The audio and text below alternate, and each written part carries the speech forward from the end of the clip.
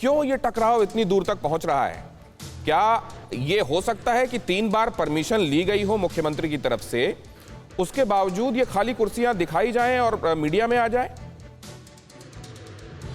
Sir पहले तो आप सभी को मेरा नमस्कार है। जितने भी पैनलिस्ट हमारे बैठे हैं और आपके तरफ से सर पूरे देश को मैं नमन करता हूं और हर वो प्रियजनों को हमारी संवेदना है जिन्होंने अपने परिवार वालों को, अपने प्रियजनों को खोया है।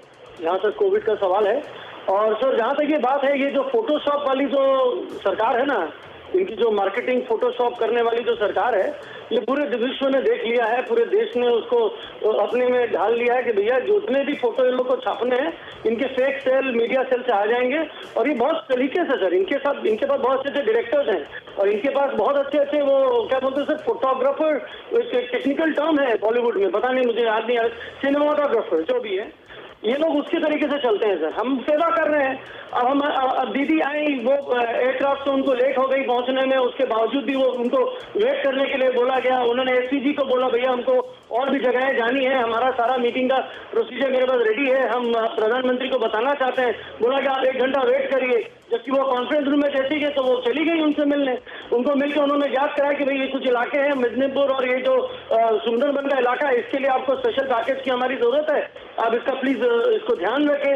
लेकिन वो उस समय और उनको निकलना था दीघा, क्योंकि ऑलरेडी एक मीटिंग शेड्यूल थी, मौसम खराब थी, वो लोगों को तब तक रोक नहीं सकती थी। तो हमने सुन लिया, ये दीदी ने बहुत विस्तार से हम सबको बताया, हमने बहुत ध्यान से सुना है। लेकिन हम ये जानना चाहते हैं, ये कैसा इत्तेफाक है? ये पहली बार हुआ होता तो हम ऐसा समझ लेते, एक के बाद एक जब भी केंद्र के साथ बैठक की बात आती है, अक्सर हम ये देखते हैं कि ये एक्सक्यूज नहीं तो वो एक्सक्यूज, लेकिन दीदी वहां ना रहे या उनकी जगह कोई और रिप्रेजेंट करे, ये क्यों होता है? सर ये ऐसे हो रहा है, बता रहे हैं सर आपको। केंद्र जो है ना सर, वो केंद्र नहीं है, वो बीजेपी शासित सरकार ही है। वो अपने को गवर्नमेंट ऑफ इंडिया समझ ही नहीं पाए, वो अभी भी अपने को बीजेपी कार्यालय ही समझ रही है। प्रॉब्लम यहाँ हो रहा है सर, वो बीजेपी ने जिस तरीके से अपने हार को अभी तक सम्मिलित नहीं कर पाए हैं अपने आप से, वो जो अहंकार थी, जिस तरीके से अहंकार का चकनाचूर हुआ है, वो अभी तक उसको जहन में नहीं ला पा रहे हैं। होता क्या सर, अम्फान में आपने बता दिया, प्रधानमंत्री जी ने पूरे फ्रांस में जब इलेक्शन हुई तो अम्फान को लेकर जो अनर्गल बातें करी, हमने नतमस्तक होकर सुना, हमने विरोध जताई, जनता ने सुना, जनता ने वोट दे दिया। अब इनको लग रहा है कि इनकी बात तो जमीनी स्तर पे जो मार्च और अप्रैल में कोविड को लेकर 3 बैठकों में वो नहीं रही, इसके पहले न जाने कितनी बार असहयोग की मुद्रा में वो रही। मानव, ऐसा क्यों है? राजनीति कर रहे हैं, देश सेवा नहीं कर रहे हैं, ये फोटोशॉप राजनीति कर रहे हैं। नहीं, फोटोशॉप राजनीति एक बात बताइए, हम इस बारे में आपकी बात मान लें कि ये फोटोशॉप था। इसके पहले की बैठकों में भी वो फोटोशॉप था क्या, वो जब नहीं आ रही थी बैठकों में? ये पहली बार नहीं है ना मानव, वरना ये सवाल ही नहीं उठता।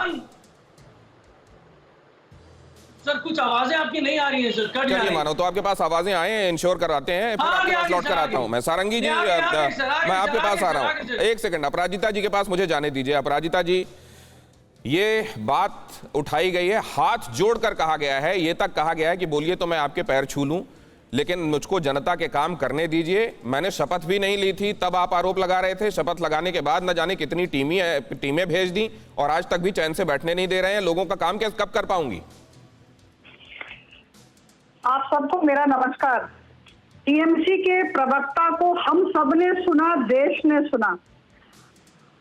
इन्हें सुनने के बाद आप किसी भी भारतवासी को पूछें, उन्होंने विश्वास किया क्या? जो भी व्यवहार हुआ वो जायज था क्या? कोई भी भारतवासी आज के दिन में टीएमसी के प्रवक्ता और ममता बनर्जी जी के प्रेस कॉन्फ्रेंस पर विश्वास नहीं करेगा। देखिए स्थिति क्या थी, आप सब सोचें। आदरणीय प्रधानमंत्री जी कोरोना युद्ध से जूझ रहे हैं और दिन रात काम कर रहे हैं। इस बीच में यास तूफान आया। हम उड़ीसा राज्य से है, मैं अभी भुवनेश्वर में बैठी हूं, मैं भुवनेश्वर की सांसद हूं। उड़ीसा प्रभावित हुआ, झारखंड प्रभावित हुआ, आंध्र प्रदेश प्रभावित हुआ और बंगाल प्रभावित हुआ।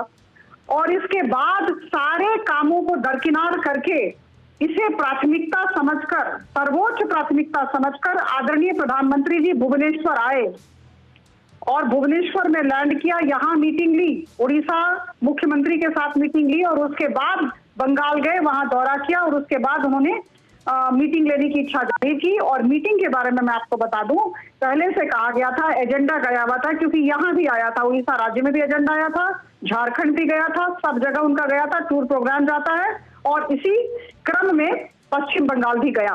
स्थिति ये हुई कि उसी प्रेमिस में, उसी प्रांगण में आदरणीय मुख्यमंत्री साहिबा थी अपने मुख्य शासन सचिव के साथ, लेकिन 30 मिनट के बाद वो आई और उनका कहना यह था कि लीडर ऑफ ऑपोजिशन को बुलाया क्यों गया। मुझे ये पूछना है कि इतनी और सुरक्षा की भावना क्यों है?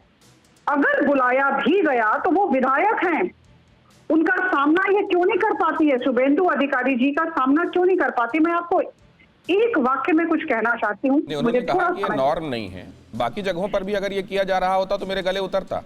यहाँ क्या मुझको प्रोवोक करने के लिए ऐसा किया गया है? बिल्कुल नहीं। देखिए, अगर बुलाया गया, लीडर ऑफ ऑपोजिशन है, अगर बुलाया गया तो गलती क्या है? और वो आके अगर बैठी तो उनका क्या सामना करने में डरती है? पहली बात ये। दूसरी बात, देखिए, ममता बनर्जी जी के चरित्र का अध्ययन किया जाए, 2 कारण हो सकता है इन्होंने ऐसा किया और बार बार करती आ रही हैं। She is a habitual offender.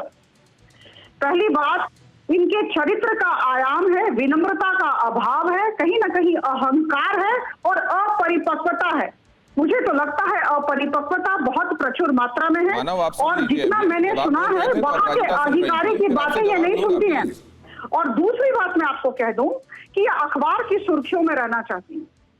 3 बार जब आदरणीय प्रधानमंत्री जी ने मीटिंग ली थी, इसके पहले जब उनको यास तूफान में केंद्र की मदद की आवश्यकता है, मेरी बात मेरा निवेदन सुनिए, जब उनको आवश्यकता है, जब उनको खुद भी जरूरत है केंद्र की मदद की, वो जानबूझकर ऐसी कन्फ्रंटेशन वाली स्थिति क्यों बनने देंगी? ये तो उनके राज्य का अहित हो जाएगा अगर वो केंद्र से आने वाली मदद की राह में खड़ी हो जाएंगी, तो वो तो चाहेंगी। मुझे लगता है ये अपरिपक्वता है।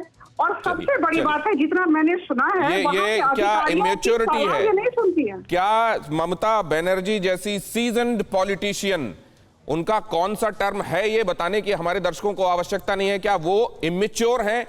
फिक्र आपकी, सोमवार से शुक्रवार रात 9 बजे सिर्फ TV9 भारतवर्ष पर।